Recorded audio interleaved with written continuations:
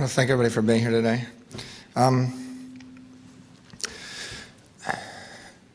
I thought I'd focus my comments on the late developments in technology and how they're impacting our society and our economy and our government and the implications on the consumer as well as decision makers and politicians. I suppose it's best to start with the big picture.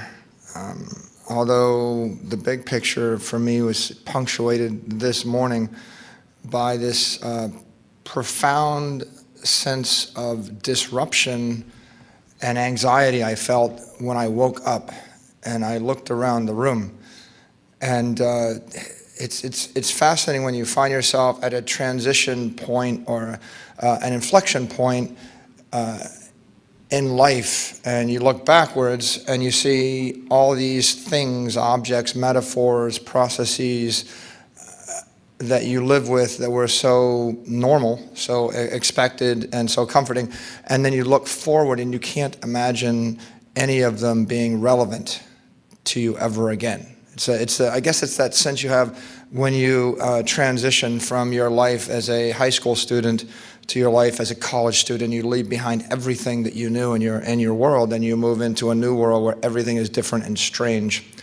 And that's what I felt this morning, because I got up, I looked around, and I saw a computer, and I thought to myself, you know, since I got an iPad, I've probably sat down at a computer 2% as often. My usage of a computer went from 100 hours to 2 hours. 98% of what it used to do for me became irrelevant, and it's just sitting there gathering dust. And then I looked at a bunch of books, and I thought, you know, in the last year, I haven't really felt a need or desire to buy a single book or carry a book. And I looked at magazines, and I thought, why would I ever take a magazine anywhere? And I looked at a bookshelf, and I thought, well, if I don't have a book, why do I have a bookshelf? And then I looked at the desk that this stuff was sitting on, the computer and the books, and there's a comic book there, and there was a magazine, and there was some paper. I thought, well, if I don't have any of those things, I don't need the desk. I looked at the trash can next to the desk, and I thought, well, if I don't have the desk and I don't have the paper, I don't have the books, I have nothing to throw away, so I don't need the trash can. And I looked at the chair in front of the desk, and I wondered why I would want the chair there. And it went on like that as I just began to think about all the things in my life that I grew up with, that I found comforting, that might be representations of my ego or my self-worth or my erudition or affluence. A large library or a large desk or a nice chair or a big computer with a big screen. And I thought, well, if I don't have that to display, then what does my life consist of? And the fact that I felt that this morning when I got up, even today, is shocking, because I'm in the technology business for the last 20 years, so I shouldn't be feeling that, and yet I do. I feel a profound sense of disruption right now in my life. I'm building an apartment, and in the apartment, I'd laid out an area which was going to be a nice library. It'll have a lot of bookshelves and a nice table where I could put the large books on the table and chairs to sit around. And now I look at it and I think, well, what will I put in that library? And then I had another nice desk I'd set up, and I had these nice bookshelves right behind it. And then my architect designed them out. He looked at me and he said, well, you know, you don't really need those anymore, so I just took them out. And so that's going on even in the last 12 months, that I'm finding that just basic architectural decisions don't make any sense anymore. And so if I feel that way, then one must wonder, how should a company feel? And then how should a government feel? How should society feel? And with that preface, I'll step back and talk about the big picture. The big picture is we can now manufacture an iPhone 4 level smartphone device about this form factor And I think Apple sold, what, 20 million of these last quarter. We can now manufacture that device, and that device will run a piece of software, and it'll control a set of electronic sensors, and it'll sit on a network, which means that in effect, everything you hold in your hand that has any mechanical, informational, or functional purpose now collapses as a piece of software into this device. So the handheld video camera is dying, and the handheld camera, just a still camera, is dying, and voice recorders are dying, and tickets are going away. They're collapsing in the phone. Cash is going to collapse in the phone. Coins are collapsing in the phone. My identification will run as a piece of software on the phone. The keys that I use to start my car, get into an apartment, or my VIP pass, or my credit card will all collapse in the phone. And my passport will collapse into the phone, which means it's unclear, like all these things that I have in my life that I carry in my hand, it's unclear I have them anymore. They all just go away, all of them. And as electromechanical devices, as manufactured products become software, they become subject to the physics of cyberspace, not the physics of physical space, and not even the physics of outer space. As these things become software, they also become, due to the mobile network, they become networked software. So what we're seeing is a situation where something that we thought was a disconnected electromechanical product is now collapsing into a piece of software that is networked everywhere in the world. And once that happens, the software networks and then the networks intertwine. And so what we've got is this organic process, call it magical. A bunch of keys come to life, become software, intertwine with each other, communicate to each other, and then they grow into every other software network. And then you've got this incredibly powerful, dangerous, scary, interesting thing which takes on a life of its own, which changes the way we do business, the way we live our lives, the way we run a country. And I give an example. Keys. On the 14th floor of our building, we have a lot of open space because we were constructing something there. There's a big table. I walked up there a few months ago, and the table was almost as long as this platform. And on the table were 14,000 keys, little keys. We all have keys in our life. How many keys do you have? I have hundreds of keys in my life. They're stacked up neatly. I looked at them and I scratched my head. It turns out, of course, there are 4 keys for every office, and there are 700 offices, and there are 4 keys for every filing cabinet. And so by the time we get done, there are like 800 stacks of 4 keys. It just goes on and on and on and on. And I just, being the, what would be destructive, malicious, creative thinker that I am, I just imagine like tripping and knocking the table over and having all the keys fly onto the floor and having all 16,000 of them just jumble. Right? And then I shook my head and I thought, why do we need these keys? So if I put the right electronic lock on a door and I put the right software on a phone, the phone becomes the key. I just click on something, the phone unlocks the door, at which point all the keys go away. But if I can unlock a door or start a car with a piece of software, then the software sits on a mobile network and the software can talk to a server, at which point you can have a central registry of a billion keys. And if you can, you probably will, because it's going to be a lot more efficient for someone to run that key server for a billion keys than it will be for 1 million or 100,000. And in fact, as you see with people like Google, if you can do it once, you should do it 1 billion times. If you do it 1 billion times, you'll probably do it 10 billion times. If you can do it that many times, you'll probably make it free. And if you make it free, you'll crush everybody that wants to operate at a different scale. And so you see this massive network form in the cloud, and that would be a key server. With Google, it's an information server or a video server or a radio server or a book server. These cloud networks that start to form, then take on a life of their own, because now I can start to add software features into the key. And this is where it gets interesting. People normally think about the world in the electromechanical physical terms, because that's the metaphor that we lived our life under for so many years. I read a comic book and I turn the page and I pick up a key and it has weight and I put it in my pocket. But it's important, and this is an important lesson we learn if we read science fiction. It's one of the benefits of having read science fiction if you were from that generation. It's that most of the best science fiction stories are stories written about people living in a different system of physics.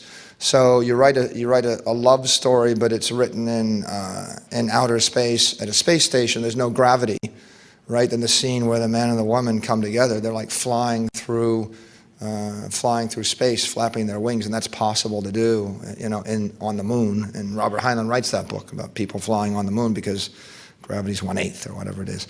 And then they'll write another interesting story about what it means if you're on a ballistic trajectory. You make a mistake and you have the key to open the door back to the spaceship and you drop it, and in 1 split second it diverts, and at that point your life is over. You're never going to catch it. So a simple mistake in a physical environment, I drop something on the floor, is a nothing. I just bend over, pick it up, because in a world where there's friction and there's gravity, stuff that you drop doesn't move. But in a world where there's no friction and where the gravity goes up, you drop something, it goes away. You don't catch it. If you needed it, you're dead.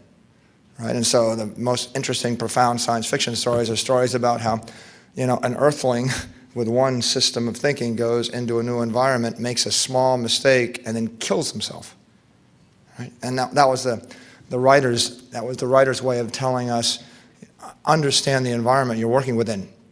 So in physical space, if you're a baseball player, you throw a baseball that goes 90 feet. And in a hydraulic system, if you jump into a swimming pool and you throw a baseball, it doesn't go 90 feet anymore. There's a lot of viscosity, a lot of friction. It goes 9, 10 feet. I don't know, I never throw a baseball in a swimming pool, but try it sometime, see how far it goes. I have watched people actually, just to show their machismo, walk up to a swimming pool, take out a gun, and fire the bullet in a swimming pool. It will stop. If you fire this way, if you fire straight down, it'll probably kill the swimmer on the floor. But, that baseball pitcher, if you put him in outer space, he throws a baseball that goes 90 million miles.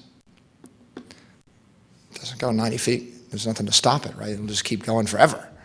And that's science fiction, but when you get to software, right, what happens if I throw the baseball in cyberspace?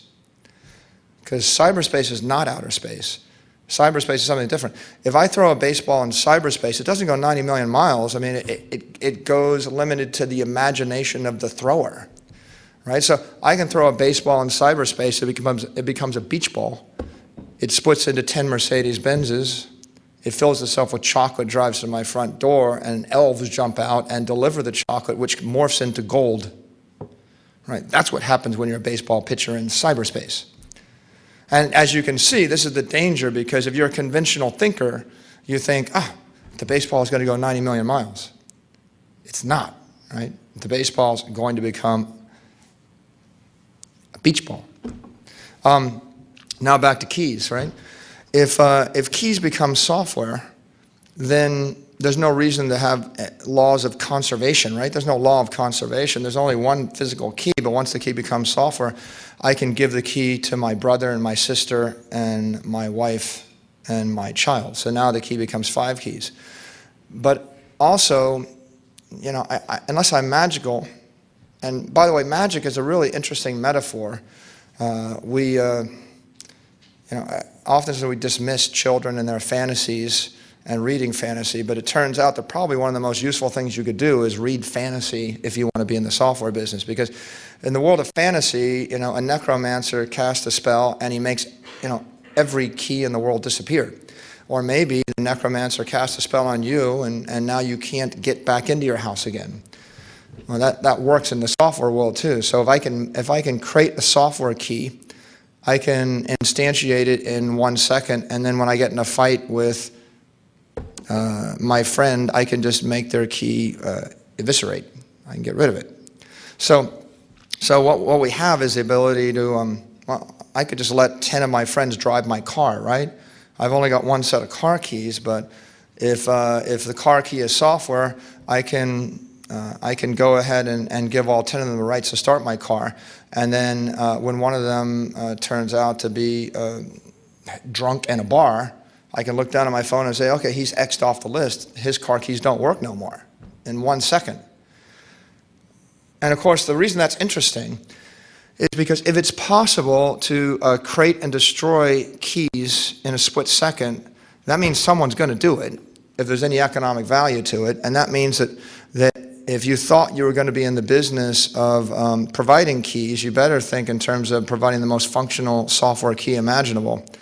Of course, keys in a corporate environment get interesting, right? Because I want to actually create a key that gets you into your office and gets you out of the office. And as employees come and they go, and as contractors come and go, and as information rights come and go, we need to dynamically change all those key privileges. Hence, something which was a lowbrow business, the manufacture of keys, right, which is probably done for the lowest possible cost of labor and materials somewhere in the world, now just became a very intellectual business where probably some extremely sophisticated software engineer is going to come up with a server which is going to create a much more sophisticated key, is going to give it away 18 billion times, and then pretty soon every car or every apartment or every building on the planet is running through this key server. The good of it is that now I can never lose my car keys. I can never, if it's software on a phone, I can't ever lose anything, right? Even if I lose the phone, I get another phone and all my stuff reloads, right? My cash reloads, my keys reload, my driver's license and my passport, my credit cards and my VIP cards, and all my camera. You can't lose all these things if they all collapse into the same device. So that's the good of it. The bad of it is it is software now, so it's subject to laws of cyberspace. You've got to figure them out. And that's where the network intertwining becomes interesting. If I can create a piece of software that runs on a mobile phone that opens a door, and I can, then the next question is, who do I want to allow to open the door? And say presumably like your friends and family. And that takes us to the social network, because if you look at Facebook right now, Facebook is now 750 million plus users, but they must be, if you do simple math, they must be clipping along at 1 million users a day. That is, they're adding that many. So within 12 months, you'll have about 1 billion people in the Facebook network. And that network is an intertwining social graph. Basically, your relationship to all your friends and your family is being defined digitally in that network. So when it comes time for me to say I want my friends and my family to be able to open my door or start my car, then the easiest way to do it is to just name them or click them on Facebook. I've already identified them digitally.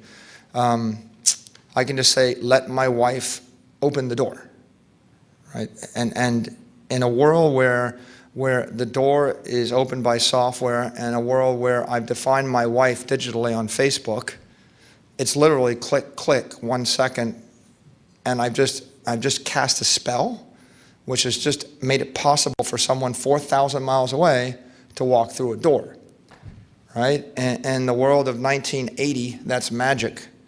In the world of 2020, that's just software. And there's a famous quote by Arthur C. Clarke. We actually put it on the back cover of our IPO prospectus in 1998, and it's never been more true today. He said, any sufficiently advanced technology is indistinguishable from magic. So in this particular case, the advanced technology is a social network that defines my friend or my brother, and then a piece of software that will open a door, and then a device in my pocket that runs that software. I put all those together, and I cast a spell, and now my wife can walk through the door 3,000 miles away. Now, what's interesting about that is the next best way to like identify my wife would be maybe if I had a unique email. So then I would have to type in her email address. And if I mistype it, right, then maybe she can't get through the door. Right? Let's take a more interesting example because this will it'll illustrate the point better. If I can put cash on this phone, then I can say send $5,000 to my wife. Okay? Well, it's a lot of money. You wouldn't want it to go to the person one over from your wife. If there are 6 billion people on the planet with email address and you mistype by one letter and the 5,000 goes to you instead of you, right? That's a big problem. In fact, today you can send money via PayPal. Software runs on this smartphone, and the way you identify someone is you type in their email. And the email is like, call it 20 characters. And that is 2 orders of magnitude easier than the next best way, because the old way, the 20th century way, was I have my banker do the wire, and I need the bank account routing number, I need the bank codes, and that's about that's a one-page thing. The way it used to work was my secretary types out a one-page memo, I sign it, we fax it to a banker, the banker gets it, gives it to a clerk, the clerk types in all the routing codes, and the clerk calls me on the phone, and then I tell the clerk, yes, go ahead and wire the money, and about 8 people touch the transaction, any one of which could mess it up or just steal the money. And then if everything goes well, then the transfer takes place, and it takes about a day. The PayPal innovation was I could sit there and I could type in someone's email address, hit send, and it would take about 60 seconds. You know, and so I guess, again, that's a lot better than a day, and instead of 5 people, it's just one person.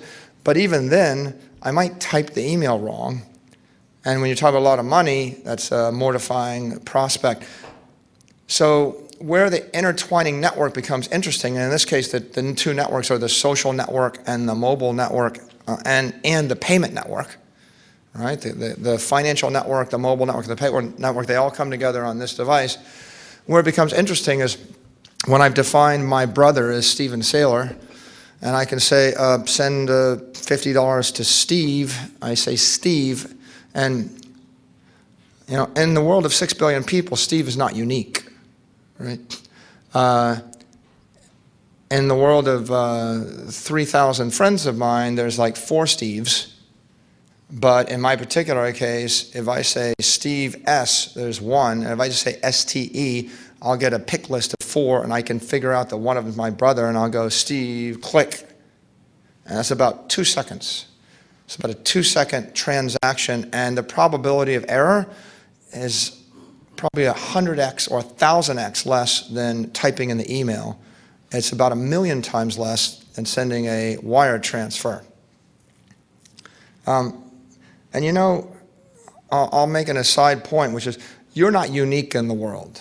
If you go to Google and you Google yourself, you know, you'll probably find, unless you're lucky enough to have a really esoteric name, you'll probably find that there's 50 or 100 or 500 or 5,000 people just like you. Right? It's a very humbling thing. I Google Michael Saylor. I'm not the only Michael Saylor. In fact, there's thousands of Michael Saylors on the planet. It's frightening. If I type Michael J. Saylor, I'm not the only Michael J. Saylor. Right? That's kind of humbling as well. So we really do have a challenge coming up with unique identifiers, which is why the social graph matters. I'm the only Michael J. Saylor in my world. But by the way, how many people use Facebook here? All right? Okay. How about that? Well, do you ever actually come across the conundrum of the conundrum of duality, or the doppelganger, where actually you've got a friend, Charles Smith, and then someone else friends you whose name is Charles Smith, and you stare and you're like, can I accept a second Charles Smith as a friend?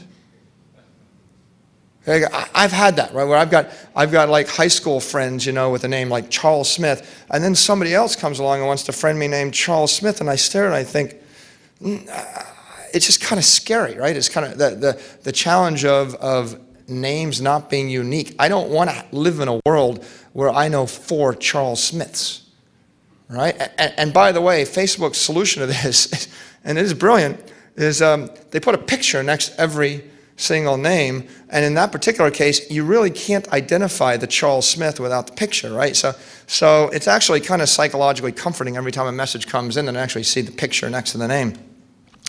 It makes a big difference, but it reminds you of the limitations we have in the old world, and also reminds you of the power of the social graph, because the likelihood that any of a billion people have more than one friend named Charles Smith is extremely low, because people just don't like to have two Charles Smiths.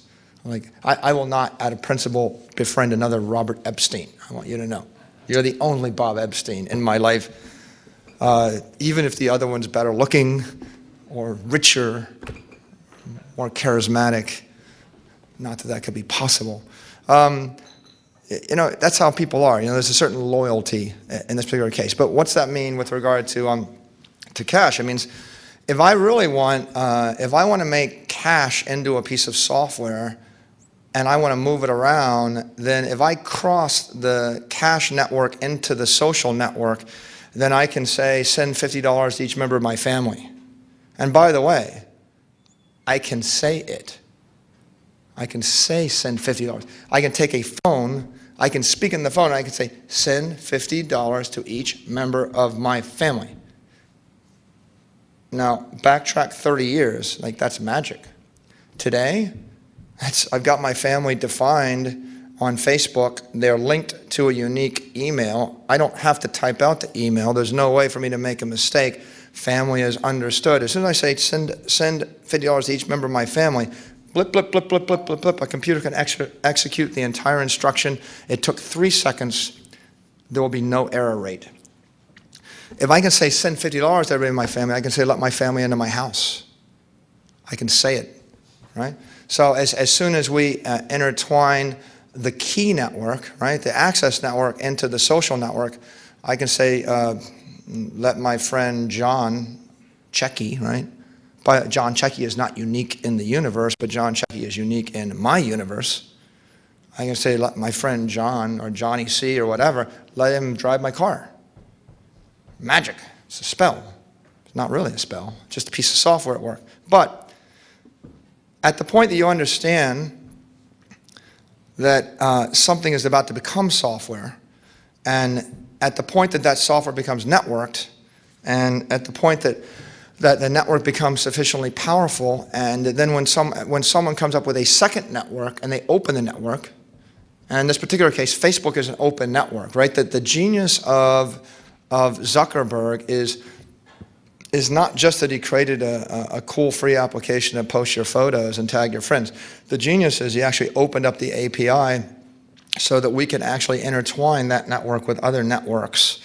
I can have a computer program go and synchronize on that network in real time, and I could use that synchronized network to create an intelligent money network or an intelligent travel network or an intelligent entertainment network.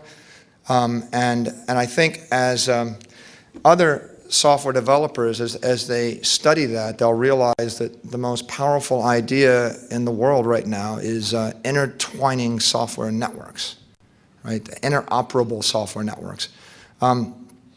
The social graph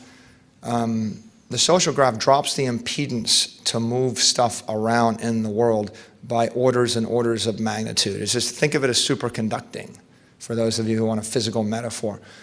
When we get to a certain point, things superconduct and you get resonance, and it's not just twice as good, it's not 20 times as good, it's 20 million times as good, right? So the social network creates this impedance drop. Stuff moves, as I illustrated, right? Money could move. Well, messages move, right? I can say, tell John Checky where I live. I can say, invite all my friends to my birthday party, right? I can do that in Facebook. Literally, that instruction, invite my friends to my birthday party. And I can do that in 5 seconds or 10 seconds. Hence, it makes a lot more sense to send out invitations over the Facebook network. But the same principle holds, right, with a lot of other things. For example, if I create an open vendor network, right, say American Express and Visa, they have networks and databases full of people that sell things. I think 20 million people take a Visa card, right? Amex must have, you know, million or more merchants. If you create an open merchant network and you can uniquely identify that McDonald's, right, that Starbucks in my building, well, how many people actually know the serial number or the email of the Starbucks where they buy their coffee? Right? Do you have any idea how to send money to Starbucks on the street corner where you bought coffee this morning? Right, probably not. I don't expect you to. But likewise, I don't expect that situation will stay very long. I expect what will happen is when you walk into a Starbucks, you'll friend the Starbucks, just like you'll friend a person. As soon as you friend the Starbucks, you'll have a unique identifier for that Starbucks, at which point you can walk in the Starbucks and say, okay, give them $3, give Starbucks $3. Well, if you can identify a Starbucks or a McDonald's, you can identify a Walmart, you can identify any vendor, including a florist, at which point you can say, tell my florist to send my girlfriend flowers because I effed up, right? In the same way that you can say, invite my brother, you know, to my birthday party. So if you get to the point where you've got that, and we will have that, we will have an interoperating merchant network sometime in the next few years. It's unclear who will dominate that market. I mean, Google might make a play, Facebook might make a play, Amex or Visa could go for it. At this point, you're really just limited by your vision. If you wish to maintain a closed network where no one can interoperate with you, then you'll become increasingly marginalized in the economy. And if you create an open network where people can and they adopt your APIs, your programming interfaces, then you'll become more and more influential. And companies that understand software get it. Hardware companies don't quite get it.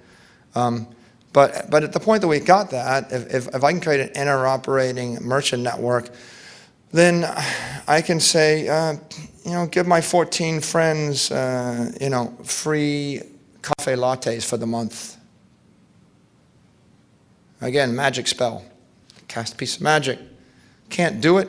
You can't do it in the physical world 2 years ago. How would you do it? You know, like buy gift certificates. The electromechanical way. You go and you buy 50 gift cards and you put them in envelopes and you mail them to people and they take them out and they put them in their pocket and they carry them around and hopefully they don't lose them and they got lattes for a month, sort of. It's very cumbersome and cluttered.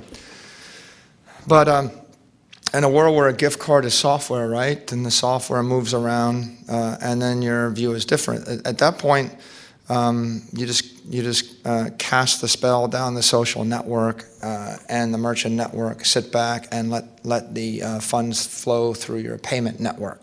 And it seems kind of goofy, but it's going to happen. It's happening right now. And if you put those things together and you're looking for a moniker or a rubric for them, I would offer the metaphor of the friendly application. Friendly is about to become a technical term. It's been a casual, colloquial term up until now, but when I use the word friendly, what I mean is a piece of software or a software program which is mobile and social and personal, such that it's tapping into the mobile network and the social network in real time. So, for example, what is a friendly credit card? Well, a friendly credit card is a credit card that runs a piece of software.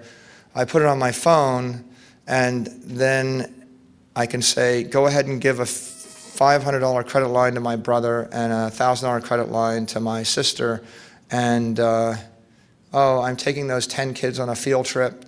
Go ahead and give them each $20 for lunch, right? And I just zap the money out, and if the kids don't use the $20 in the next 2 hours, it comes back to me, right? If money is software, it's sticky. I can send it. I can grab it back. I can condition it. I can say, give my son $1,000 a month to live on while he's in college, but don't let him buy alcohol with it. I mean, can you give someone a credit card that doesn't buy alcohol today, Right now, our credit card is like an electromechanical, stupid thing, and it sends you a monthly bill. But when it becomes software, it can become intelligent. It can become a credit card that only works on college campus between 9 in the morning and 8 at night. And it can become a credit card that when the actual transaction goes above $37, pings me and gets me to double authorize or pre-authorize. So I can implement all sorts of control features or discriminating features into the software, and then it's like a magic credit card. Again, think about the witch casting a spell. You will not be able to buy alcohol while you're in college. Well, now we can cast that spell. It's a friendly credit card. Maybe not so friendly if you wanted to go party in college, but it's friendly in the sense that it's intertwined in the social network, because now I can say, okay, go ahead and give a $100 credit line to my friend over there. Fast. 1 second fast. Now, how many people have ever sent a Federal Express package? You ever sent a FedEx? Okay, well, so it's another example, profound ennui and disruption that I experience because I look at something and I say, I've seen it my entire life, it made sense, and now it just doesn't make any sense anymore. It's like The Walking Dead. It's like Walking Dead. It's like it shouldn't be here, it's here, it won't be here, but yet I stare at it. It's that form on a Federal Express package. It's you fill it out in quadruplicate. It's got 15 fields at the top, 15 fields at the bottom. If you want to send me something, you want to send me $100 in a Federal Express package, or you want to send me anything, an invitation, you need to know my name, and you need to spell it, and then you need to put in my address and my country and my zip code, and then my telephone number and my email, contact information, and then you go down, you got to put all your own stuff in there, blah, blah, blah, and then you have to check off all these boxes, and you have to put in the payment information. And if you like filling this 25 fields just right, you throw it into the FedEx package, and it goes off somewhere. And if I'm not wherever it goes off to, then someone has to sign for it. If someone's not there to sign for it, then it gets held up, pain in the whatever. It's now possible for you to take a two-dimensional barcode or a quick code, take a stamp about that big, just stamp it on the envelope, take your phone out, scan the stamp, say, send it to my brother, click. And you wouldn't say send it to my brother, you would say send, S-T-E, Saylor, click. 3 seconds. Now, how does the world get different? Well, first of all, it just took 3 seconds for me instead of taking about 10 minutes. But second, I don't have to know anything. I don't have to know where my brother lives. My brother has to know where he lives. I don't have to know because it's networked. I don't have to remember my payment information. And 1 second after I click that button, my brother knows the package is coming. My brother could be in Paris. He could elect to have the package rerouted to where he is. I could send the package collect. And there's a lot of things I can't do. I can't send anthrax to somebody I don't know. I can't send a bomb to somebody I don't know. If you have to know someone, right, how do you actually use mail as an instrument of terror? I can send it collect. I can actually send it to my brother at the family home and let anybody in the family sign for it. I can let everybody in the family know it's coming. I don't need the paper form. I don't need to fill it out in triplicate, and I can know, or quadruplicate. I know where the package is at all times. In fact, that's just a consumer benefit. Look at it from the shipper's point of view, right? I know instantly, every single point on the network where I'm shipping anything, and I understand the characteristics. I can create entirely new sets of offerings that people might value, including I send it collect, and my brother looks and he says, well, my brother never sends me anything important, so I'll wait 2 weeks and we can send it low priority mail. Don't have to make it high priority mail, and I'll pay $3 instead of paying $32 to get it quickly. You can't imagine, right? At the point that you can put a single stamp and scan something in 4 seconds and send it, you can't really imagine anybody ever wanting to fill out 25 fields in quadruplicate anymore, ever. But if that's the case, right, I don't need the form, I don't need the quadruplicate, I don't need the pen.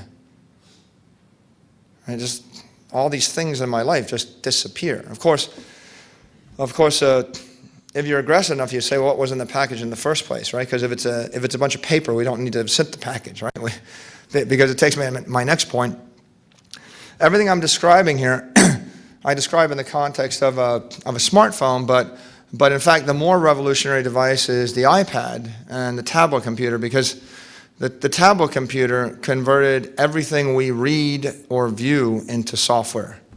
So the magazine is software, the newspaper is software, the book is software, the textbook is software, television is software, games are software. These things used to be manufactured things. There won't be any more checkerboards. You know, I have all these games on my iPad. You play Monopoly on an iPad. There won't be any more manufactured newspapers. We've crossed this inflection point where, and it's always one of those things where some people, they see it and some people don't get it. It's back to my example in outer space. You know, if you need the hammer and you drop the hammer and it's there and your arm reaches this far, but you're diverging like this, you're going to die. And at that point, in that split second, by the way, it might take you 72 hours to die. In the first second, though, a person that understands physics knows you're dead. Right, in that first second. And then it's just a long, drawn-out process through which the stupid person figures out they're dead. But the smart person knows in the first second. The same is true. With an iPad and books, where it's Apple sold whatever 40 million iPads. There's 5 billion literate people on the planet. Okay, so, well, they've sold 1% of those literate people. It's pretty obvious that the number's going to all of them. It's pretty evident. We've reached an inflection point where it's now cheaper to learn to read on a tablet computer than it is to learn to read on paper. Okay? How many people have ever read The Economist on an iPad? Have you seen it? The Economist on an iPad? The Economist has a feature where you download the magazine, you click on a button, and it reads itself. And it doesn't read itself in like little machine language. It reads itself in the voice of a beautiful British actress. You know, you kind of want to listen. This is kind of a sexy reading. But you can't help but think, if The Economist reads itself on an iPad, then doesn't that mean that when my eyes go bad at age 55, my only real choice is to read on the iPad? And then the next thought is, if The Economist reads itself on an iPad, that means it pronounces all those long words. And doesn't that mean that if I'm like 12 years old, it'll teach me how to pronounce the word? And then you think, well, wait a minute. If The Economist reads itself on an iPad, doesn't that mean it can read itself to a 4-year-old? And then finally you start thinking, well, if The Economist reads itself on an iPad, doesn't that mean that the tablet computer can teach my kid to read? Now tell me, how many children on the face of the earth, you know, are children of parents with enough money that they can hire a tutor full-time to read to the child 12 hours a day, individually, start and stop when they want, and answer questions? Right? The answer is, in the history of the world, 0.1% of the children ever got that kind of attention. And now with a tablet computer, the tablet will teach you to read. It will teach you to read. Right? It's a very, very, very powerful statement. People don't really dwell on it yet. But once you've seen it, once you've seen something like that, you realize you would be derelict in your duty as a parent to not give your kid one. There are other programs. There's a program called Cut the Rope on an iPad. It teaches you physics and it teaches you mechanical engineering and principles of moment of inertia. And you see all these very interesting machines with moving parts operating in gravitational fields with bubbles that float up, and there's viscosity, and again there's rotational dynamics. Well, you start by playing the game because the rope's swinging and you're trying to cut the rope and the thing swings back and forth. And the first puzzles are simple, and then they get harder and they get harder and they get harder, and then the thing starts moving and the frame of reference starts changing. And then at some point, adults start to be challenged, but the kids just keep going, right? The kids just go through the 87 levels. Well, I went to MIT and I studied mechanical engineering, and I stared at it and I thought, there are a lot of things that this game teaches you I didn't really figure out until I was a junior in college. And then you start thinking, well, if a 6-year-old starts to figure this stuff out, right? If I can create an electromechanical lab, with alternating physical frames of reference, and I can give it to a 6-year-old and let them learn at their own rate, how much smarter are these kids going to be, right? How much faster are they going to learn? No one's going to be constrained by the availability of laboratories or tutorial tools or teachers. Right now, the traditional electromechanical conventions, they ration resources. There's one lab, you get half an hour in the lab, and we have like 8 wooden blocks, and you can build things with the 8 wooden blocks. Go at it, learn civil engineering. And we wonder why our kids aren't civil engineering geniuses by the age of 12. Well, you got 8 blocks to build a bridge with. How are you supposed to figure stuff out? You're not going to build the Brooklyn Bridge with what we have in my elementary school. On the other hand, you take these games like Cut the Rope, I can give you all the building blocks you want. I can give you infinite building blocks, infinite assets. You want enough assets to build the Brooklyn Bridge? You can build the Brooklyn Bridge when you're 7 years old. It might fall. It might not fall. There's a kid out there that actually can do that, right? He can do it 20 years before you do it. The lesson of genius, right, is that the genius isn't just twice as good or 5 times as good or 10 times as good. The genius is 1,000,000 times as good as the next person, right? Isaac Newton knew more about calculus and invented more than 99.99% of everybody on earth knows today, 300 years later, right? He just ripped it out of the ether. But the thing that holds our children back and holds an economy back is the conservation of resources. There's only one key on the table that opens my door. I can't let 1,000,000 people into my house. It's only one key. Take that same phenomenon when it becomes software. This is something you see in the gaming world. It's something I struggled with for a while. Why is Zynga so successful? Why do people want to play these games like Farmville and Cityville and Mafia Wars? And they're very successful. Cityville is a game that Zynga created that spread down the social network virally, and it went to nearly 100 million people in 90 days.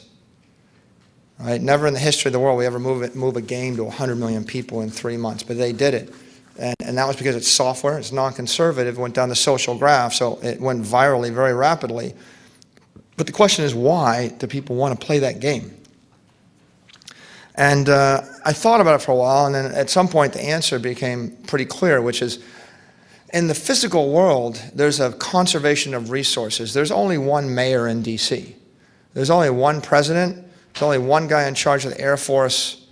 If you're lucky enough to have a yacht, you can float it around. Not everybody can have a yacht. If you're lucky enough to have a plane, that's great. You spend your time designing your plane, you fly it from here to there.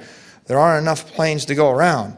There's not enough of anything to go around in the physical world. Therefore, we don't let kids sit around thinking about how to be city planners of San Francisco. You can't have your own city. But in the gaming world, in the virtual world, you can have your own city. You can have your own city. You can be the mayor, and you can make these decisions. You can decide where you want the highways to go. In D.C., we've got the dullest toll road thing. We've got one big project. There's one project. There's one project that's interesting. That means someone gets to make a decision. But in the virtual world, 20 million people can have their own city, 20 million projects. They can all make a decision. And to the extent that that's ego gratifying, right? In the world of Mafia Wars, you can have 37 assassins working for you. You get infinite machine guns. You can kill as many people as you want. Of course it's fun. I don't know if it's fun to be a real mafia don, but the point is it's engaging. Nobody says, I'm bored with my life. And it's probably educational. And the same is true with all these other things we do in the real world. There's a limited number of spots for CEOs, and there's a limited number of spots for mayors and people with wealth and power and assets that can say, I want 500 people to go in that direction, or I want to launch a war in that direction. It's limited. But in the virtual world, it's unlimited. So coming back to the issue of education, If you can actually create a virtual lab, I can give you as much material as you want. You can construct your own building and watch it collapse. I can give you as many people, I can give you as much energy as you want. What happens if I triple the amount of voltage to that chainsaw? Okay, well, it's kind of hard to run that experiment in the real world. In the virtual world, it's not so hard, right? You want to learn electromechanics, you'll learn it pretty quickly when I just give you all those tools. As that stuff becomes software, we break the conservation rule. There's no conservation of energy, no conservation of mass, and it's the same thing, right? With my virtual key, I can now let 1 million people into my apartment, right? Or at least give 1 million keys out or take them back. I can conceive of anything, and I can blast it, right? That baseball player in cyberspace throws a baseball, becomes 1 million baseballs. It becomes 1 billion baseballs. It becomes a planet of baseballs, right?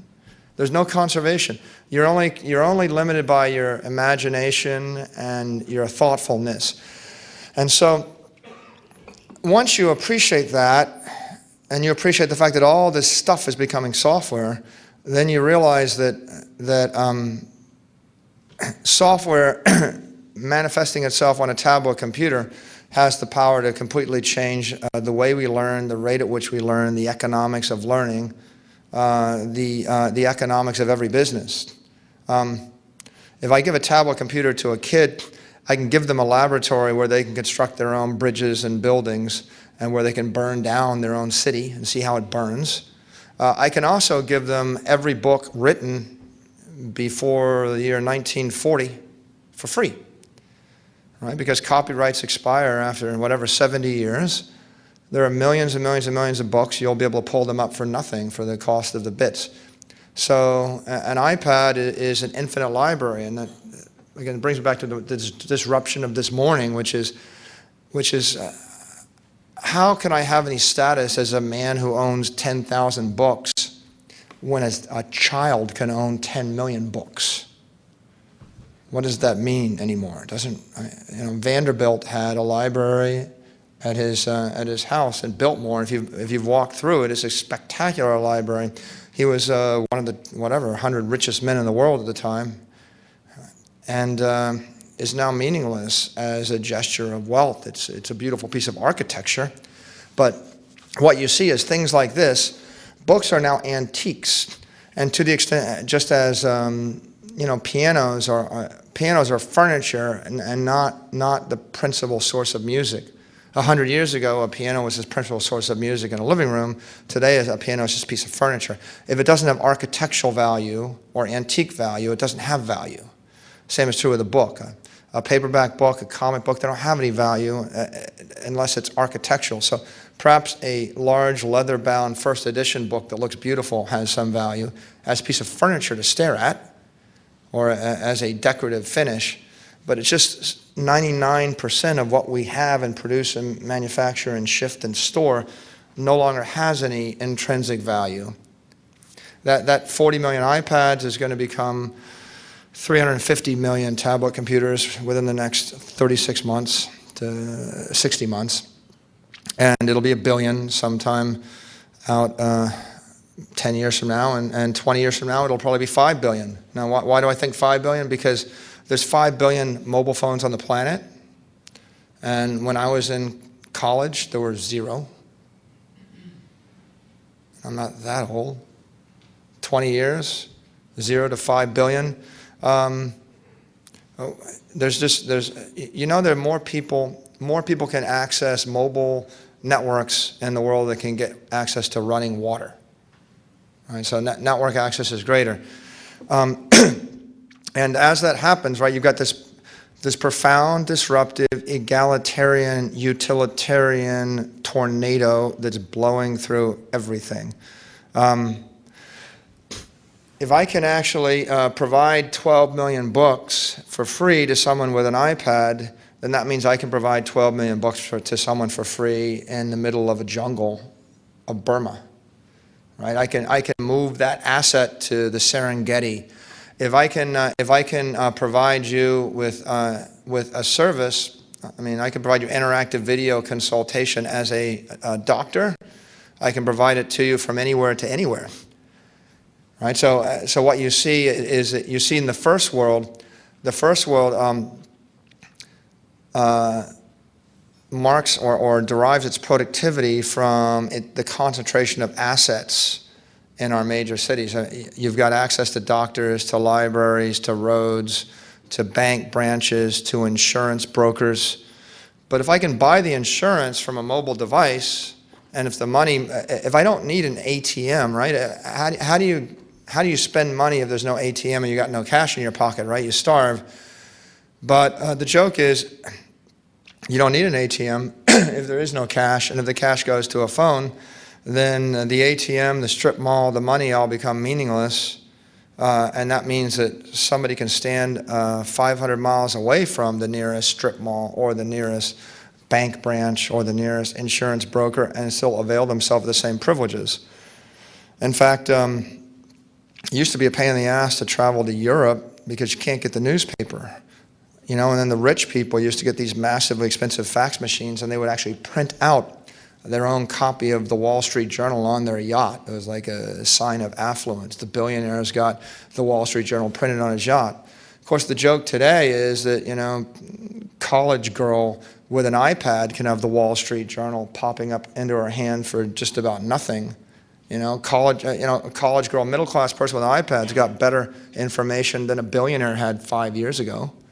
How's that for disruption? I could sit in the middle of a shack, right, in the middle of Africa. I can pull the Wall Street Journal every morning. I can access all the trading networks and all the communication networks, and I can be just as effective a stockbroker or trader or hedge fund guy as anybody else. So what keeps them from being in that business? Because right now that business is New York City. It's New York City because people in New York got a good education and they talk to each other. But what if I can get a good education on an iPad, right? If I can automate education or project it, then maybe people that don't live in the first world can get just as educated as people that do. By the way, the other reason they don't get educated is it costs $250,000 to go to Harvard, and they don't have $250,000. But if you break down what the real cost is, right, the $250,000 going to Harvard is for the bricks and the mortar and the teacher and the textbooks. And what if that stuff just doesn't matter? Right? There's an example of a Stanford AI class. They're going to teach the class via a computer, and they're going to have 100,000 people enroll on it for the class. 100,000 people, one class.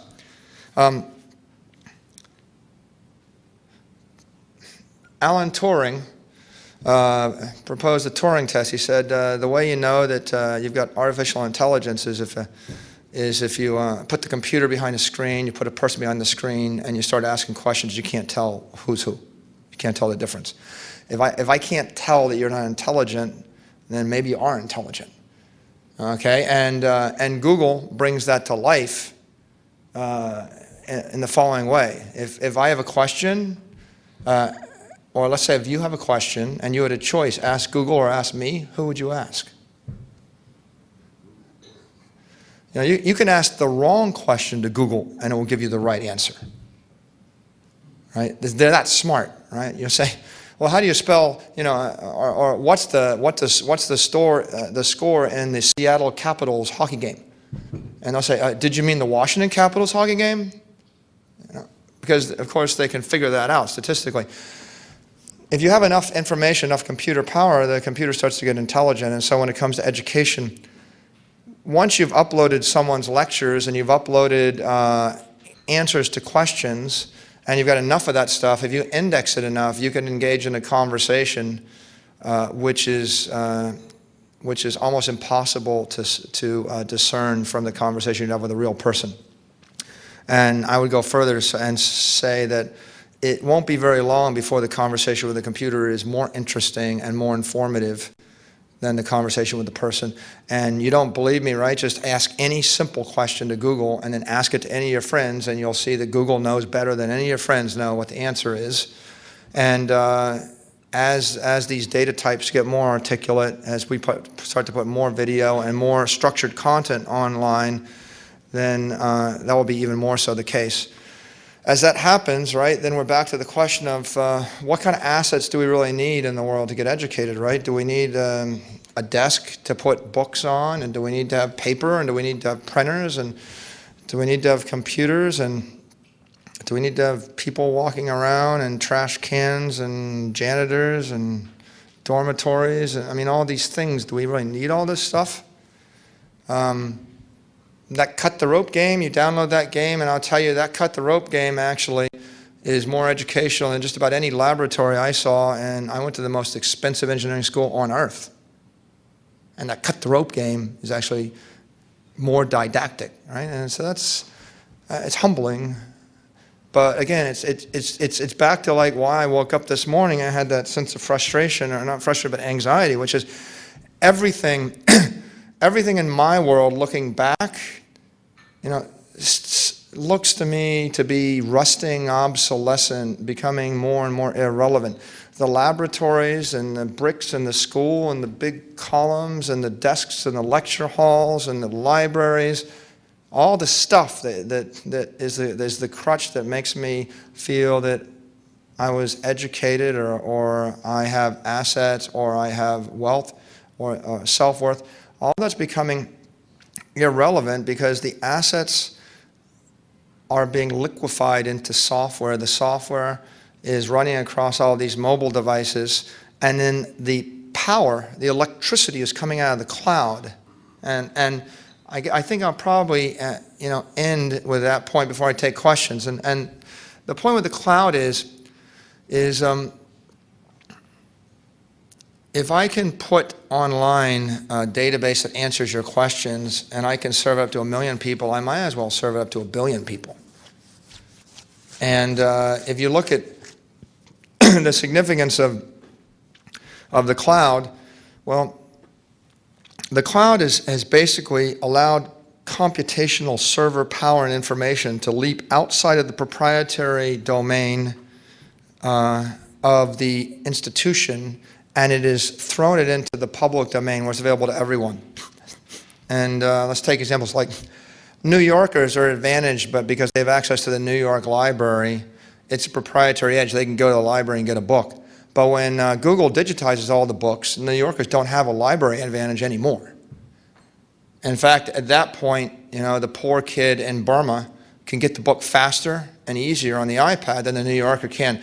So the balance shifted, and the institutional advantage of storing all the information in the library becomes irrelevant. Likewise, if I control the Fox television network, then I have some advantage. I've got assets, right? Look at all the assets around here in the National Press Club. It's kind of hard for a 16-year-old to start their own television show when all the television broadcasting power is controlled by some institution. But YouTube is a television network in the cloud, but the profound thing about it is it's not a television network in the cloud for big institutions, it's for anybody. So 16-year-old girl walks through town square in Egypt and she sees something she don't like soldiers beating somebody. She takes the video like that, she hits upload and share, it goes on the social network, gets retweeted 5 times to 24 million people.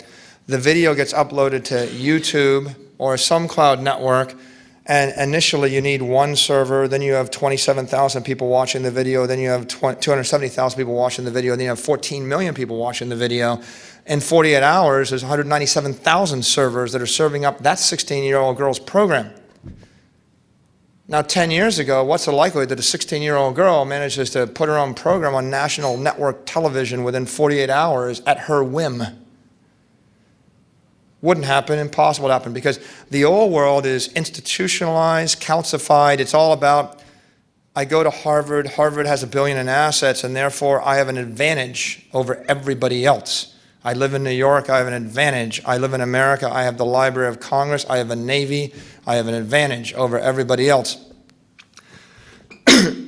Now you don't have an advantage, A student leader leading the protest against Chavez's government managed to get 250,000 Twitter followers. Everything she says, 250,000 people pay attention to. She got it through the cloud. So the cloud is a disruptive force because it reallocates, you want to boil it down to something physical, it might very well reallocate $25 million worth of capital to a 16-year-old girl in 24 hours at the whim of no politician, without Rupert Murdoch's involvement. No one can control it, right? It becomes viral. And the thing that determines whether you get that allocation is in essence the rapid viral voting of people through the social network. And that's a force to create brands. It created the Justin Biebers of the world. It's a force to rip them down. It destroyed Galliano. It'll rip down a government, Tunisia or Egypt. It'll destabilize Syria. So it's destructive, but it's also a constructive force. It just is a force of nature we have to take into account.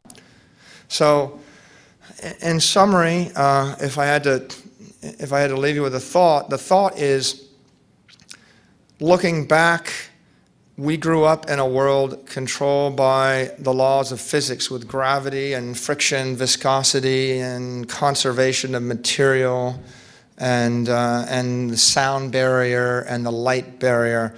All these constraints, and they make our world kind of safe and easy, and I drop stuff and it does sort of something I expected it to do, I can figure it out.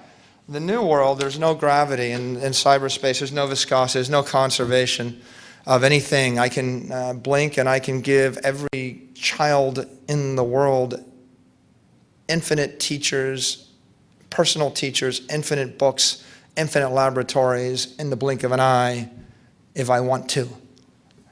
So anything I can conceptualize, anything I can imagine, anything I could magically cast a spell on in a fantasy novel, I can create in software within reason. And as that dynamic plays itself out in the world of media, in the world of finance, in the world of insurance, in the world of banking, in the world of travel, right? Then you're going to see an evolution where you've got the winners, and they're the people that understand software, and they live in cyberspace, and they think that way. You're going to have the losers, like the blockbusters. You're going to have people that can't conceive of it, and they ship physical material goods, and they can't understand software or software networks, and they'll keep attempting to sell a DVD or a CD or a manufactured book or a manufactured newspaper. Or, right, even more frustrating, right, they'll attempt to entrain those economies, right? We have to make sure that we don't lose jobs, right? That's a mantra. We don't want to lose jobs, but in fact, we do want to lose jobs, right? If the job is you pull a plow with your shoulders, and we have 82 million people in this country that pull plows with their shoulders, when I invent a combine or a tractor and I eliminate 80 million of those jobs, it wasn't a move backwards, it's a move forward. So software that eliminates jobs that are back-breaking and redundant and repetitive is probably a force for good, not a force for evil. And for the most part, all these software forces we're unleashing in the society, they are eliminating a certain amount of work and labor and inefficiency of processes, right? There's a job for someone to read the Federal Express package and sort it, right? And there's a job for someone to write in all those address fields. But sometimes those jobs are just created out of inefficiency. So the winners will appreciate that. They'll unleash software that becomes very efficient. And then you're going to have everybody in the middle who's going to be accommodating this, and they'll be running as hard as they can to stay up with the curve. And I would like to say it's as simple as, well, there's the speech, go do it. But as I said before, I've been living with this for a long time now, and even this morning I woke up with anxiety, because even all the metaphors and all the things around me just seem to be fading away. So I don't really think you can take it for granted. And in fact, the great irony, right, is probably the company I believe that has got the most smartest, aggressive people in the entire industry that understands this better than anybody is Google. Those guys produce more stuff, right? They've revolutionized the mapping business. They're scanning millions of books.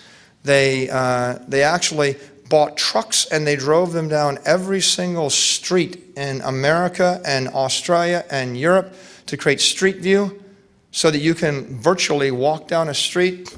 And when they did that, they combined it with maps and they obsolesced every traditional map. You would never ever use a traditional map when you could use a map on an iPad. So these guys get it. They're spending huge amounts of money, but yet the smartest, richest, most aggressive company in this industry last year felt insecure enough to fire their CEO because they didn't think they're moving fast enough. And that's their message to us. You know, I can't help but think that we all ought to be feeling the same thing right now, which is, you know, don't rest on your laurels. You ought to feel a bit insecure. You ought to be thinking really hard about this disruptive force in every part of the economy you're engaged in. And I just don't think you can invest enough or go hard enough or take this seriously enough to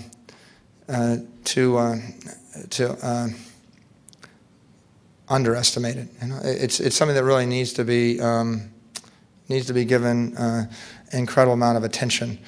And having said all that, the optimistic part of this entire transition is it's undoubtable that by the time we come out of this transition, we will all have more of everything we want. Right? The world's going to be a richer, more prosperous place, and everybody's quality of life is about to get much better because everything is just much better in software. That's the reason it spreads. You'll have more of everything in your life that you want, and the quality of living of the entire civilization ought to increase. And there ought to be a plethora of opportunities for everyone. And so with that, I'd be happy to take questions from the audience.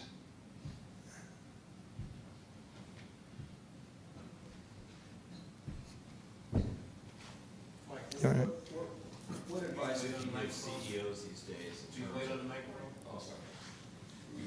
What advice would you give CEOs these days in terms of getting with the program when it comes to knowing their markets, knowing their supply chains through business intelligence, through software? I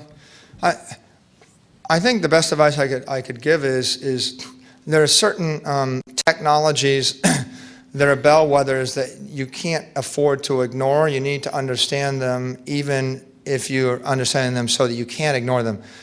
You can't not understand the smartphone, the iPhone, iTunes. You need to understand that. You need to understand the iPad. I know a lot of people, they say, oh, I'll wait until the next one. Right? If you're anybody with money and power, right? If you have anything at all to lose, you can't afford to wait till the next one. You ought to get it just to figure out how someone else is going to wreck your company. Right? If I was running any business at all and I didn't have the most advanced tablet computer, the most advanced smartphone, and I didn't understand these cloud networks, I would go embrace them and study them just to figure out how my competitor is about to wreck me. Because you can pop up Netflix on an iPad and watch television. There's some guy running a television network right now ought to be thinking about whether or not his television network is about to become irrelevant. So understand that. Understand technologies like Google Maps, like YouTube. I'd be studying every move that Amazon makes, that Apple makes, that Google makes, that Facebook makes. A lot of CEOs aren't on Facebook. It became, for a while, it's been one of those things where, well, that's for kids. I'm too important, or I'm too rich, or I'm too powerful, or I have too much to lose, or I have to protect my privacy. And I think that's a mistake, right? I mean, the CEOs almost need to use it because if they don't use it, they don't understand how their entire consumer marketing division is going to become invalidated. Right, and there are things going on in the world of social networks or mobile networks that are obsolescing, invalidating, or rendering irrelevant entire segments of the economy, entire segments of corporations. So I would be a technophile. I think to say I'm not going to play with technology, it's faddish and trendy. I mean, there used to be CEOs they would brag about, I don't use email, I don't do that, I don't do that. That's demeaning, that's beneath me, I'm too important to do that. I think that's a foolish idea for the metaphorical reason that if you lived in the world without magic and then some guy walked in and said, watch this, and threw a thunderbolt out of his finger and blew up a city, you would ignore that at your own peril. Right? So I say, this is magic, you ignore it at your own peril. You got to figure out whether or not it's going to screw up your business or not. And I don't think anybody with any responsibility for either government or for business can afford to ignore these technologies at this point. They need to understand them. Yes, sir. You premised this on the physics of cyberspace. What does that mean? That's a reasonable phrase, I suppose. Yeah, the physics of cyberspace. What are the dimensions of it? Well, it probably would be naive to say there are no constraints in cyberspace, because is cyberspace magic space, right? I mean, maybe that's the next question. In magic space, in fantasy land, right, which, fantasy land used to be like a term of derision, right? But the joke, of course, is I don't really think it's a term of derision if you're in the business of software. You really should be living in fantasy land, right? If you can imagine it, then maybe you can create it. But cyberspace is one step constrained from fantasy land. In fantasy land, I can throw a thunderbolt and blow up an entire city. But in cyberspace, if I throw a thunderbolt, I need to have enough server power to blow up the entire city. So the physics are going to be based upon network bandwidth. Right? I can have my own television network, but only to the extent that I have the bandwidth to deliver a streaming HD video signal. Right? So network bandwidth, cost, right? Cost of bandwidth. You can have your own, again, you can have your own television show, and you can watch television on an iPad in a bar, but if Verizon then changes the billing method on your 3 or 4G network to charge you, $1 a gigabyte, right, then watching television is going to cost you $300 an hour, right? So the cost of bandwidth, the amount of bandwidth are two of the constraints in cyberspace.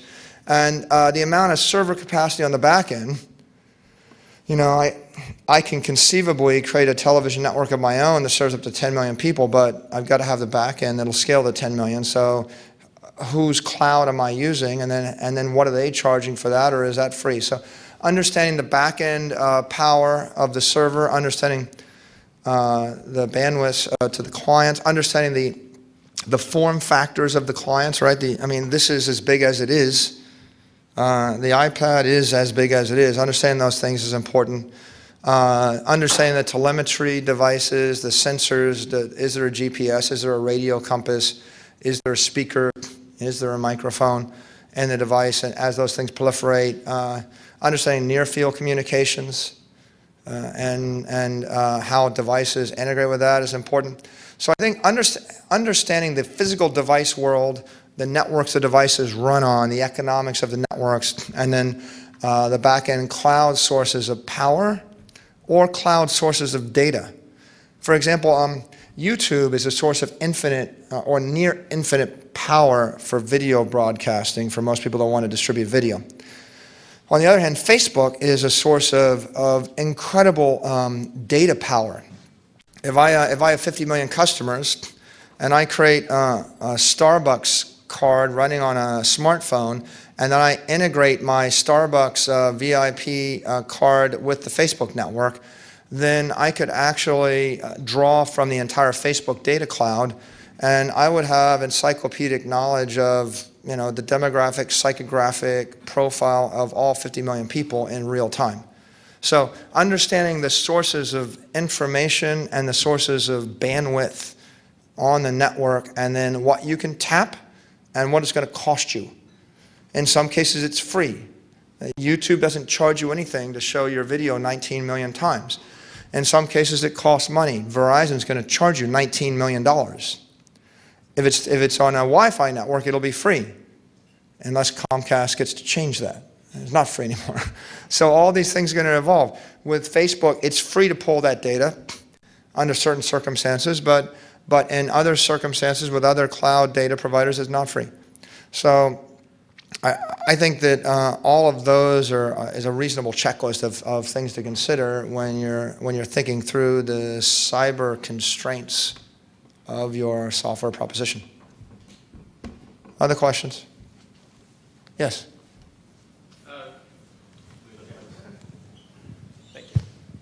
So certainly a lot of the unemployment kind of stagnation we have right now is caused by these efficiencies that you describe. But if you take this forward a couple iterations, you have a lot of people who don't need to be pulling plows anymore and who might teach themselves things on the iPad, and some of them will turn into geniuses and be inventing stuff. But a lot of other people would be kind of left over who don't have that capability. So the question is, what do we do with the rest of the humans?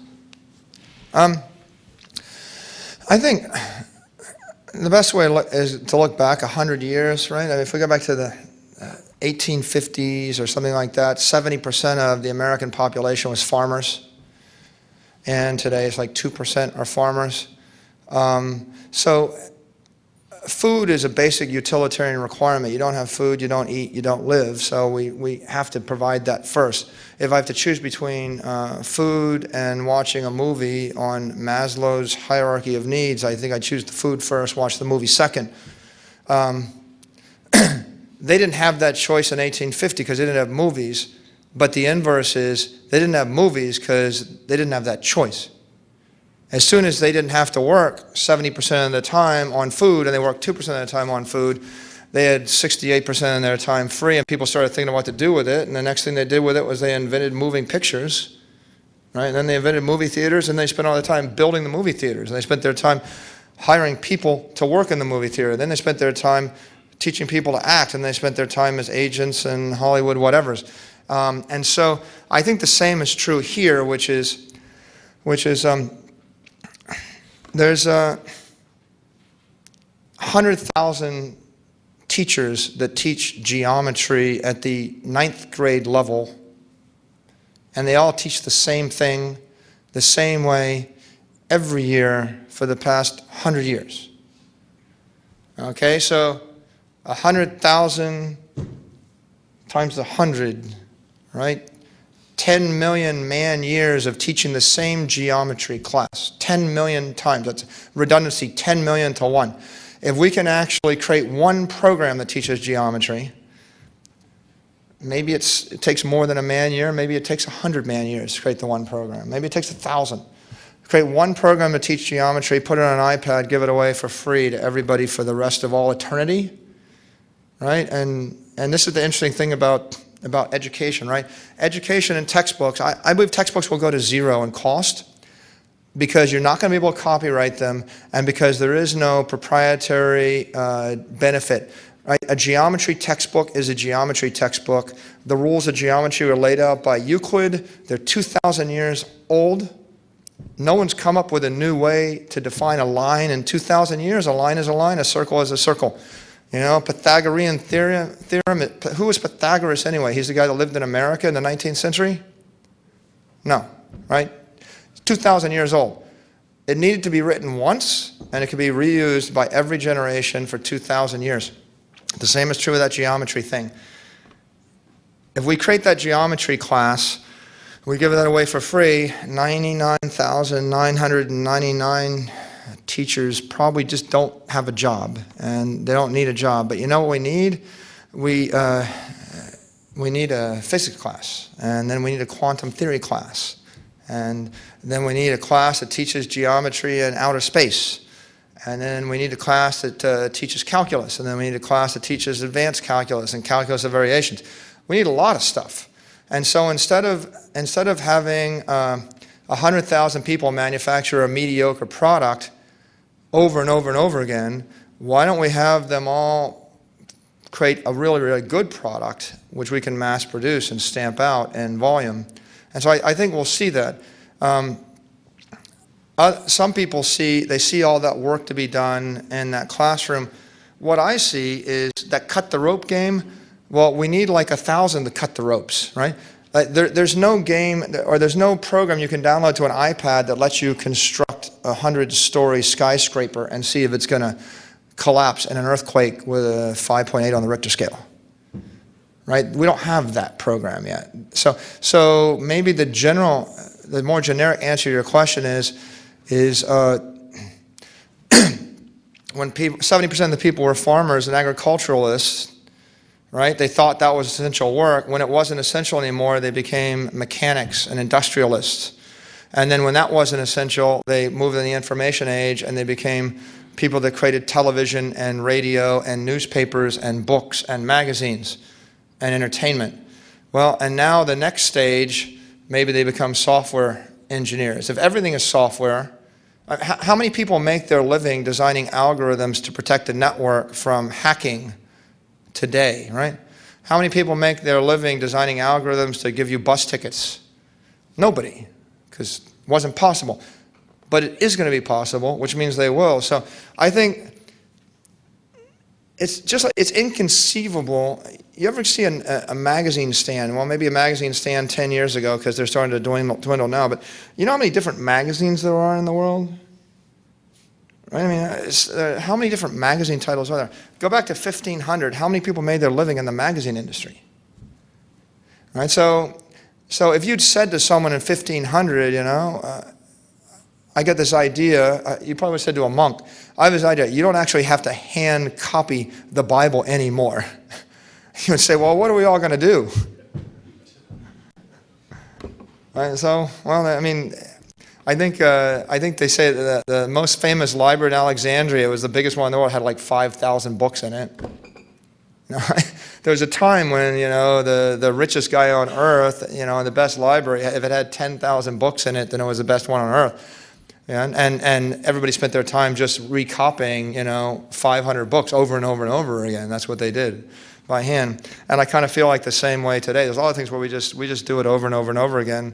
But I can't see the virtue for the human race in the fact that there's a guy that's teaching say algebra the same way that it was taught 2,000 years ago by somebody else, and this is probably the 4 millionth person that did exactly the same thing. You know, and a basic principle of life is if you just keep doing the same thing over and over and over again, how are you ever going to get ahead? And we need to like build on top of building blocks, and we need to start to reuse things. And I think that's what will happen. I think we'll eliminate repetitive jobs and redundant and also common jobs. And we'll create more uniqueness, like the uniqueness of 25,000 different magazine covers every month. Unique graphic designers, that's not a job that really existed the same way. I think there's a lot of uniqueness to be created, and if we're going to actually create all this software, right, then we need a lot more software designers and logicians and engineers in order to make it all work. Probably need a lot of marketers to market it too. Any other questions? Yes? Michael, I'd like your view on a problem that we are creating with everything that you've said so far, which is content overload. And I read in the BBC that it takes just 6 seconds that a viewer has to be fascinated by whatever content a company produces. On the other hand, marketers also have a problem to see people are not listening to messages from the company, but they are listening to messages that get passed around more frequently on social networks. So it seems almost that people should be thinking about not only a target audience, but who's influencing the target audience. But going back to the first part of the question, which is content overload, like 2 billion videos are viewed on YouTube. And everybody, if you take the Dunbar number, 150 friends are putting so much of content in your stream. There's a whole industry that's coming up, which is content curation. Where do you think this is going to go? How will people sort out what information that they need to see? I mean, I think there's a balance between public networks and public knowledge and social or private knowledge, and I think there's a place for both. To a certain extent, I think there's going to be an explosion in applications that are intertwined with the social network.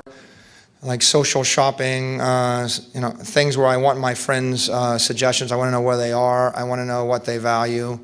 I also think there are certain things where I just want a more objective source or a public source. I wouldn't necessarily go to my friends if I had a very technical question like, what is the gravitational field on Mars? Right? I mean, it's not a vote. It's like there's a right answer, and I just want to find the right answer. And sometimes you want a broader statistical group, like everybody. Like when you're Googling things, Google's looking at the Google stream, which might be 4 million people that are actually typing, and they're not all my friends, but in fact, I'd probably rather have the statistical knowledge of 4 million people than the statistical knowledge of my friends. So it just depends on how personal it is. But in general, to your point, I think most things we do will be better done to the extent that they harness the power of the public cloud networks or the power of the private cloud networks. And I think it's up to the software designers or the business people or the politicians to figure out how to harness it, and in what context to harness it. And I think that means there's a million projects, right? There's a million processes and a million projects for people to think through. Each one of them is in and of its own right. It's an interesting logical design challenge that would require that you fully appreciate and embrace all the technology tools at your disposal. Yeah, Carl. Mike, so what you're saying when you are speaking about technology, what it means at the end of the day is you are asking CEOs more or less to look into a renaissance of technology, because if we think about 100 years ago, every company was kind of in technology, and today they are not. And what you are saying, you have to watch out for the technology and really understand what it can bring to you and what the challenges, but also the opportunities. Is that correct? Yeah, I guess I would say it's a good point, and it's fair to make that there's different ways to view this. We're in a massive remediation stage where similar to what happened between 1996 and 1999, when everybody thought, well, the internet's arriving, so I have to think through my internet banking strategy or internet this or internet that. The difference is today, this fifth wave is 10 times more powerful than the one that took place a decade ago. And the technologies that are at our disposal, mobile technology and the mobile networks and the social networks and the cloud networks, they're so much more powerful that it's much more likely that the business process or the political process will be affected by it. 10 years ago, nobody walked into a Walmart with a laptop computer and a scanner to price compare, to check prices in Walmart. Today, millions and millions of people walk into a Walmart and they've got a smartphone in their pocket. They can take it out and scan a barcode and immediately do comparison shopping. So this is a much more powerful phenomenon. In fact, you could think it's almost like software used to be solid state, and it was trapped on a computer, and it was at a desk, and we went to a computer to run it. And now software is vapor state. It's boiled off the computer. It's leaped outside of the cubicle, off the desk, off the computer, outside of the corporate walls or confines, outside of your personal office. It's leaped into the air. It's in our clothing. We're wearing it. It's in our pocket. It's all around us. We sleep with it. We travel with it. We go to dinner with it. So in a world where software is vaporous and it's everywhere and omnipresent, that means that technology is 100x more powerful. And I suppose my theme for CEOs, but it wouldn't just be CEOs, my theme for anybody would be consider the consequences of this new technology shift. I don't think that it's valid to suggest that you're either a technology-oriented CEO or you're not, or financial CEO or whatever. I think that when people talk about a company having a financial strategy versus a technical strategy, I think it's a little bit naive, because at the end of the day, right? The only companies that grow and last over time are technology companies. You know, once upon a time, you know, Nokia was a technology company, you know, but they were in the business of say lumber mills, you know. But lumber mills used to be a technical activity. We only start to think about things as not technical when they get so common that people take it for granted. Ironically, like, people don't think of the steel industry as technical in this country, and yet steel is probably the most technically challenging thing to produce imaginable and the most dangerous, and originally almost impossible to create. But at some point in time, people stop having a self-image of themselves as a technology company, and they think of themselves as just a producer, and they start to pursue financial strategies. And I think when that happens, they become vulnerable if there's a technology shift. It turns out that now the technology shifts are coming faster, and the oscillation is larger, and they resonate harder. And so it's more and more dangerous to not embrace technology today than ever. And I think that trend will only continue. I think technology will become a greater driving force in everything we do politically, socially, and economically. And so probably not just every corporation or government, but every enterprise or every nonprofit or NGO or group of any sort needs to consider how they can take advantage of technology, because to ignore it would render them inefficient compared to their peers or their competitors, and over time irrelevant. They'll be squeezed out of the market because the consumers are going to always prefer the best possible solution to the problem, and they'll make that decision. Yeah. You've laid out for us really well, you know, the key players you think that'll affect this evolving ecosystem: Google, Apple, Facebook, et cetera. So where do you see MicroStrategy specifically fitting in? What role do you think you'll play in driving, you know, this new sort of shift 1, 3, and 5 years out? Where do you fit in that sort of evolving ecosystem? Okay, well, that's a good question. Our traditional roots are in the business intelligence industry, and so we've sold software to large enterprises that they ran within their enterprise in order to analyze data and make better decisions.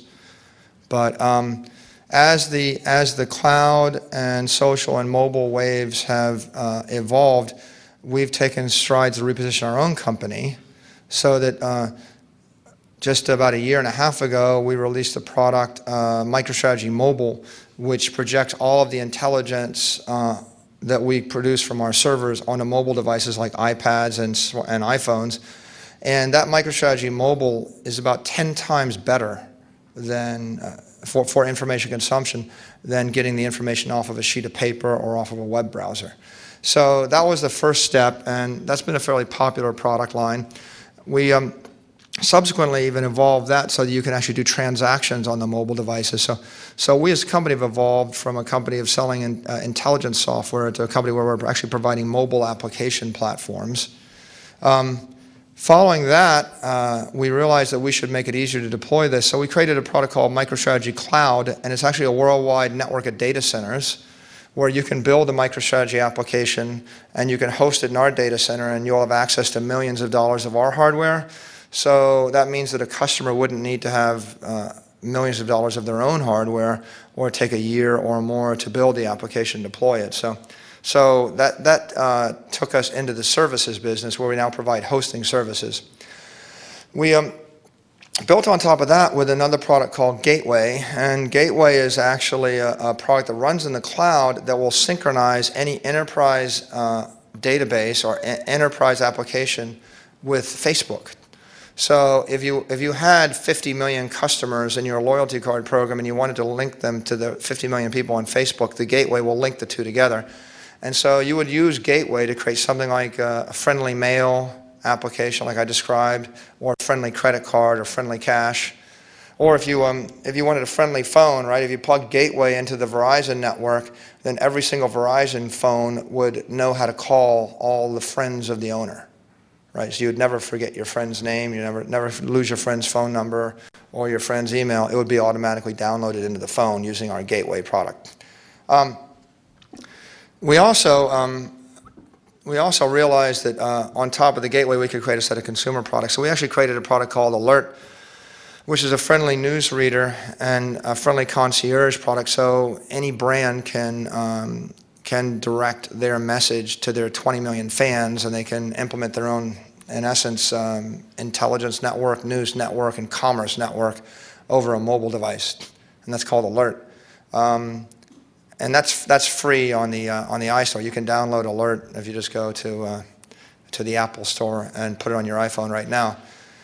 We also created a product called Wisdom, and Wisdom is our MicroStrategy mobile and MicroStrategy intelligence software running against Facebook data that was extracted from the Facebook cloud using the gateway product. So it's linked in that way. We're using all the building blocks of our own architecture. But Wisdom lets you analyze your own social network. So Wisdom tells you everything you want to know about your own friends. And if you have 3,000 friends, Wisdom tells you the best event of the day, where all your friends will be. It tells you the most important news. Like I just pulled it up today, and the most important news story was someone writing about the fact that her boyfriend just proposed to her last night. It was #1 news story. Out of 10,000 stories, it popped to the top. Another story is about posted by a Russian model, presumably about a Russian soccer team that died. So I'm presuming there was actually an airplane crash or something like that where they all died. I haven't read the news, but I'm seeing it on Facebook as it's popping into my list right now, just in the last hour. So Wisdom extracts that intelligence out of 10,000 pages of stuff that's coming at you every day and tries to show you the stuff that's really important to you.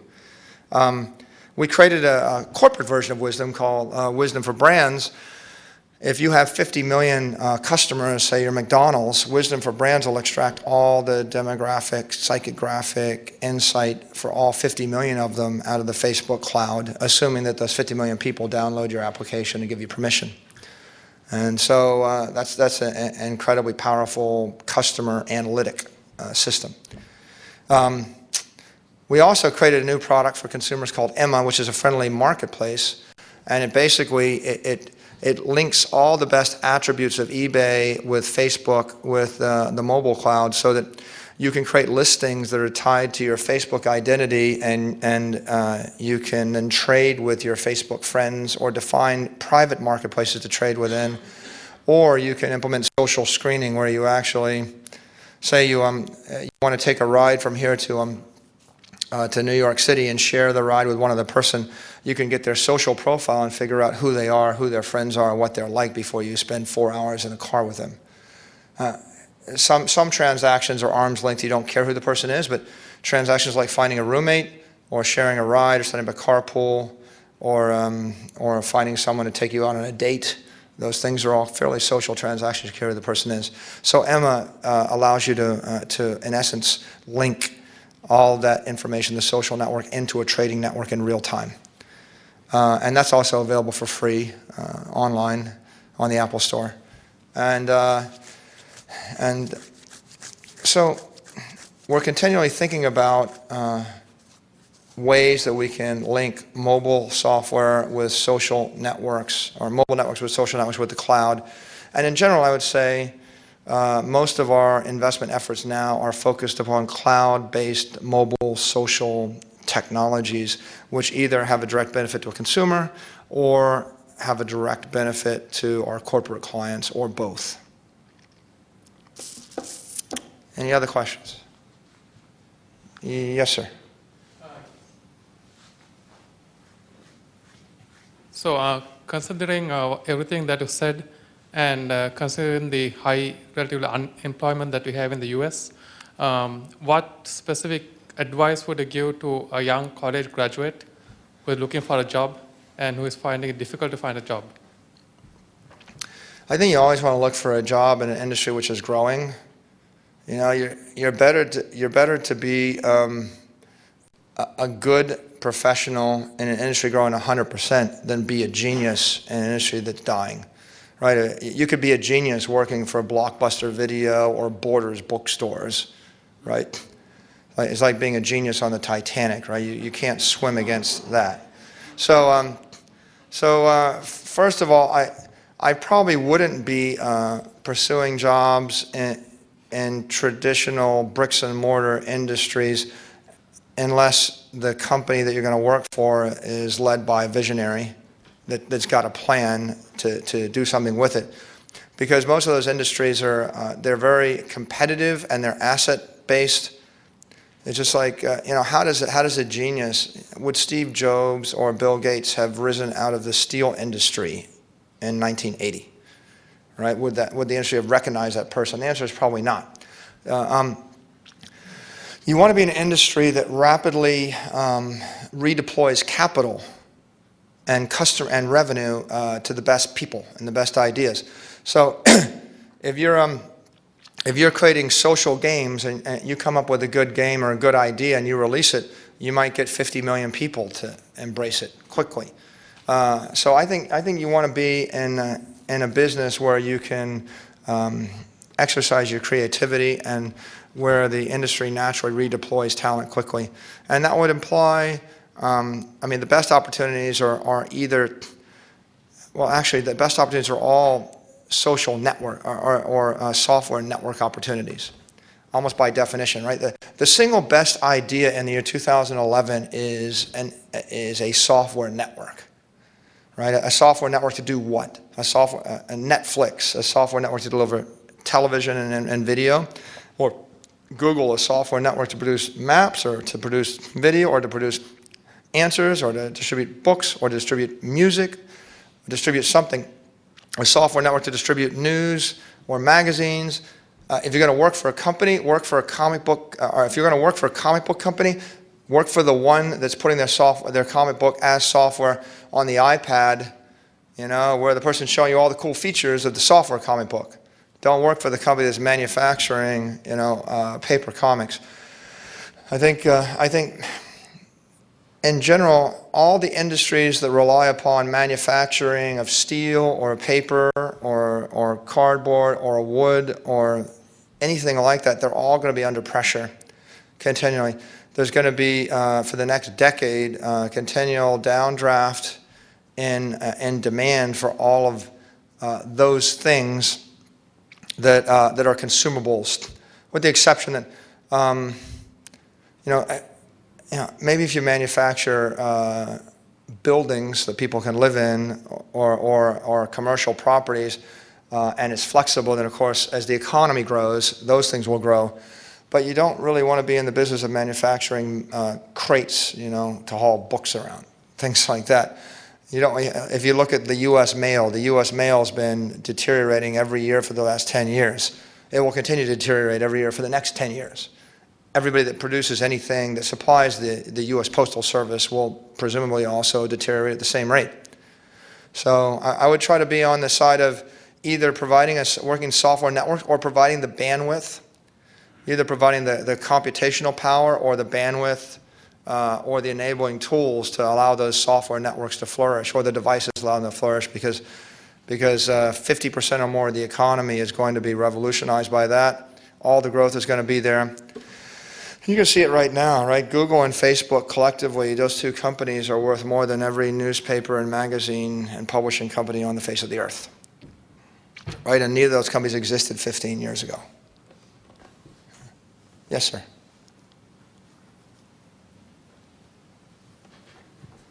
I'm in one of those industries that I hope survives this transition. I represent importers of beer, wine, and spirits.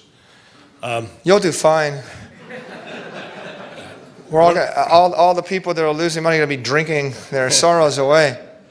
One of the things that we struggle with is that our products don't get distributed to people who aren't 21.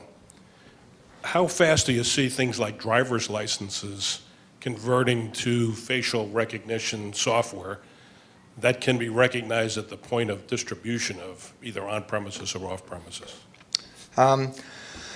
Yeah, it's funny you should say that. We're actually working on a product ourselves, which is a friendly ticketing application, so that you can actually distribute a driver's license or a passport or a ticket to a smartphone electronically, and we're going to release that, I think, within a month or so. It's called Usher, which I don't want to talk in detail a lot right now, but we definitely are big believers in electronic identity.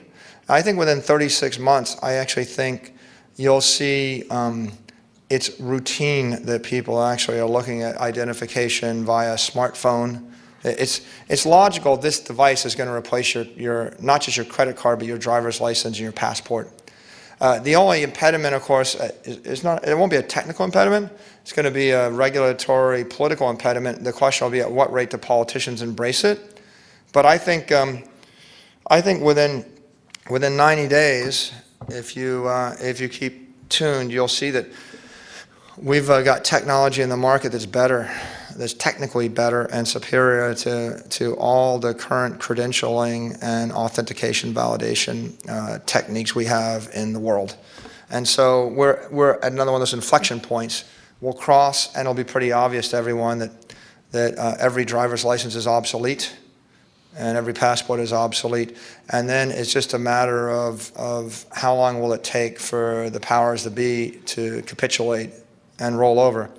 There's just no reason why, there's no reason why we should be using student IDs that are printed on laminated plastic and walking around with them in order to determine whether or not you're enrolled at Georgetown.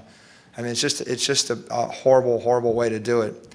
You can lose it, you can counterfeit it, you can use a fake ID, you can use somebody else's ID. It's very difficult. This is a much better idea because with phones and multi-factor authentication, you could decrease those error rates and fraud rates by a factor of 100,000 or 1,000,000. But you can also implement new types of authentication that haven't ever been possible before. So I think there will be good news there. Things are going to get much better quickly. So I want to thank everybody for coming today and for Michael's fascinating conversation. We hope to be back. Thank you very much.